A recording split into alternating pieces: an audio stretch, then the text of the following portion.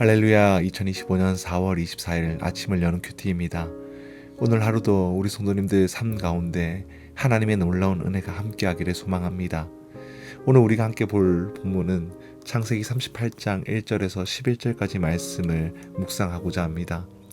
성경을 읽다 보면 갑작스레 분위기가 바뀌는 장면들을 마주할 때가 있습니다. 바로 오늘 본문 창세기 38장이 그렇죠.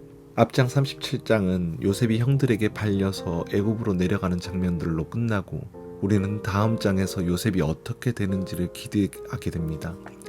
그런데 갑자기 38장에 전혀 예상하지 못한 유다의 개인적인 이야기가 등장합니다. 이 이야기는 매우 인간적이며 동시에 매우 불편한 이야기입니다.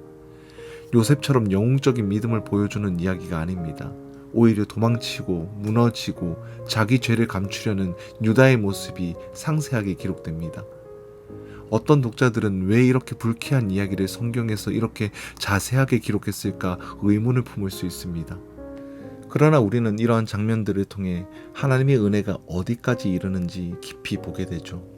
유다의 이야기는 실패와 타락 그리고 책임 회피로 점철되어 있습니다. 하지만 동시에 실패의 밑바닥에서 일하는 하나님의 섭리가 담겨져 있죠.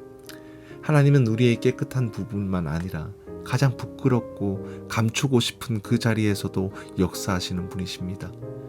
인간은 숨기지만 하나님은 그 자리에서 회개의 길과 회복의 은혜를 여시는 분이십니다. 오늘 이 본문을 통해서 우리 자신을 돌아보려고 합니다.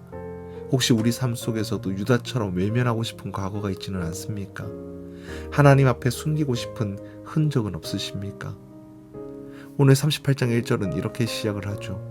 그 후에 유다가 자기 형제들로부터 떠나 내려가서 아둘람 사람 하라와 가까이 하니라.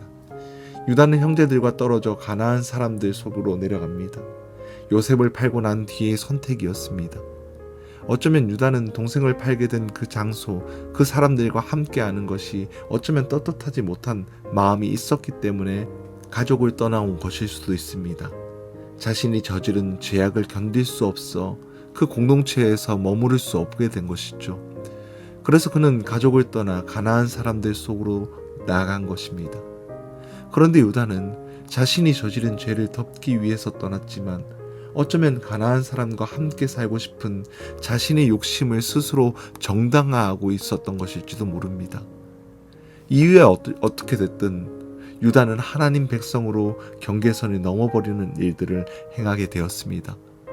그곳에서 유다는 가나안 여인을 만나 결혼하고 세 아들을 낳았습니다. 하나님은 이스라엘 백성이 이방 여인과 결혼을 하는 것을 분명하게 경계하셨습니다. 왜냐하면 통혼은 단지 문화의 교류가 아니라 믿음의 타협과 우상 숭배로 이어질 위험이 있었기 때문이겠죠. 유다는 죄책감을 피하려다가 오히려 더 깊은 죄의 자리에 발을 내딛고 말았던 것이죠. 오늘 우리도 마찬가지일 것입니다. 죄책감을 이기지 못하고 혹은 사람들의 시선에 두려워서 하나님의 공동체를 떠나면 죄는 더 쉽게 문을 엽니다. 하나님을 떠난 회피는 회복이 아니라 더 큰 고통의 시작임을 우리는 기억해야 한다라는 겁니다. 그리고 유다는 아들 엘을 위해 다말이라는 여인을 아내로 맞이합니다.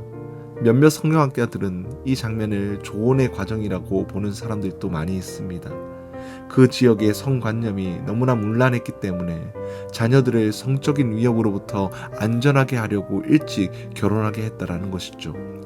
하지만 아버지의 노력과 상관없이 엘은 하나님 보시기에 악하여 죽임을 당합니다.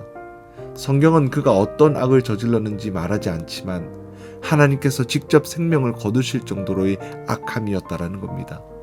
다음으로 둘째 아들 오난이 형의 아내와 동침하지만 자녀를 낳지 않으려고 자신의 씨를 땅에 흘립니다. 형의 이름을 잇는 책임을 져야 했지만 그는 자신의 유산만을 생각하고 이기적으로 행동을 했습니다. 지금은 이와 같이 형수를 취하는 문화가 없지만 하나님께서는 한 가정의 이름이 끊어지지 않고 이어져 하나님의 복, 아브라함의 복, 이삭의 복, 이스라엘의 복을 받아 누리게 하려는 목적으로 이와 같은 법을 마련해 주셨던 것입니다. 장차 유다의 계보를 통해 오시게 될 예수 그리스도를 생각해 보면 영원히 남을 이름, 영원히 남을 계보였다라는 점에서 오난이 얼마나 큰 악행을 저질른 것인지 하나님의 계획에 정면으로 도전한 것임을 우리는 깨닫게 됩니다. 그래서 결국 오난도 죽임을 당합니다. 이 두 사건을 통해 우리는 유다의 가정에 흐르고 있는 영적 무관심과 이기심의 흐름을 보게 됩니다. 하나님 보시기에 악을 저질러 죽은 두 형제는 하나님의 말씀과 전혀 무관한 삶들을 살았습니다.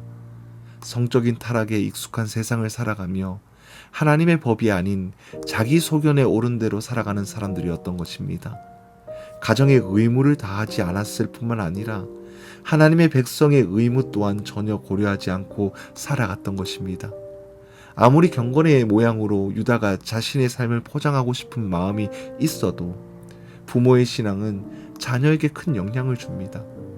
부모가 하나님 앞에서 무너질 때 그 영향력은 그대로 자녀에게 전해지고 심지어 가정 전체가 무너뜨릴 수도 있습니다. 우리는 하나님을 속일 수 없습니다. 또 하나님을 두려워하는 마음 없이는 우리는 하나님을 기쁘시게 할 수 없다라는 것을 꼭 기억해야 합니다. 유다는 죄의 회개보다 관계와 책임을 회피하려고 살아가고 있었고 그 자녀들은 그 모습을 그대로 닮아갔습니다.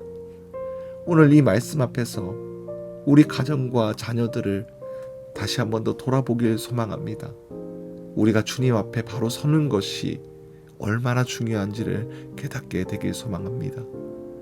유다는 두 아들을 잃은 후 셋째 아들 셀라가 다 자랄 때까지 기다리라고 하며 다말을 친정으로 보냅니다. 하지만 성경은 유다의 속마음이 이렇게 기록합니다. 유다가 그 며느리 다말에게 이르되 수절하고 내 아버지의 집에 있어 내 아들 셀라가 장성하기를 기다리라 하니 셀라도 그 형들과 같이 죽을까 염려함이라. 다말이 가서 그의 아버지 집에 있으니라. 유다는 다말에게 직접적으로 말하지는 않지만 셋째 아들을 주지 않으려 했고 다말을 책임지고 싶지 않아 회피했던 것이죠. 마치 다말이 저주받은 여인이기에 자신의 아들들이 죽었다고 생각했던 것 같습니다. 오난이 그 일을 책임지지 않으려고 했던 것처럼 그 아버지 유다 또한 임기응변으로 셀라가 자라기까지 기다리라는 변명 뒤에 숨어 은근히 다말을 내치려고 친정으로 보낸 것입니다. 여기서 우리는 유다의 가장 어두운 모습들을 보게 됩니다. 자신의 죄는 보지 않고 모든 원인을 다말에게 전가하는 것이죠. 죄를 직면하지 않으면 언제나 그 죄는 다른 사람에게 책임을 넘기게 되어 있습니다. 그리고 그 안에서는 무죄한 사람이 희생을 당하게 되는 것이죠. 이 장면은 오늘날 우리 안에도 일어나는 일입니다.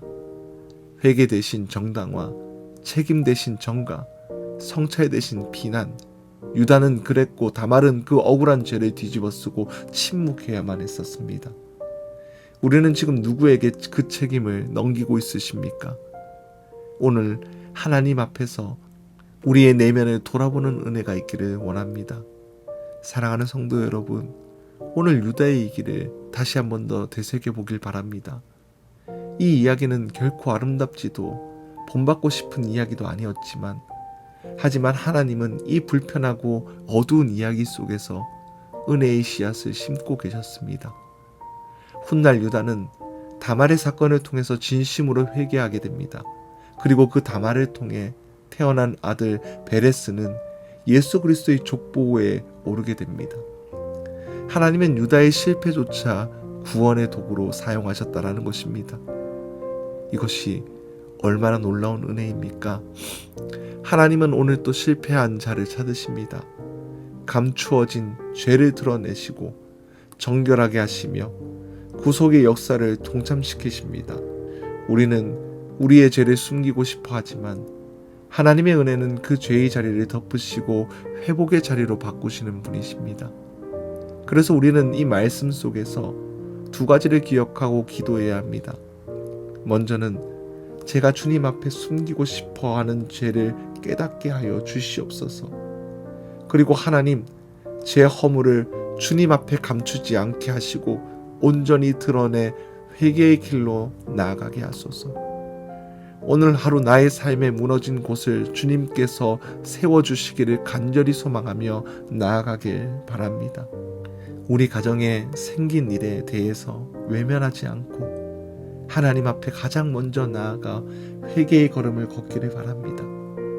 그래서 오늘 모든 성도가 상한 갈대 꺾지 않으시고 늘 선한 길로 인도해 주시는 하나님과 동행하기를 주님의 이름으로 간절히 축복합니다.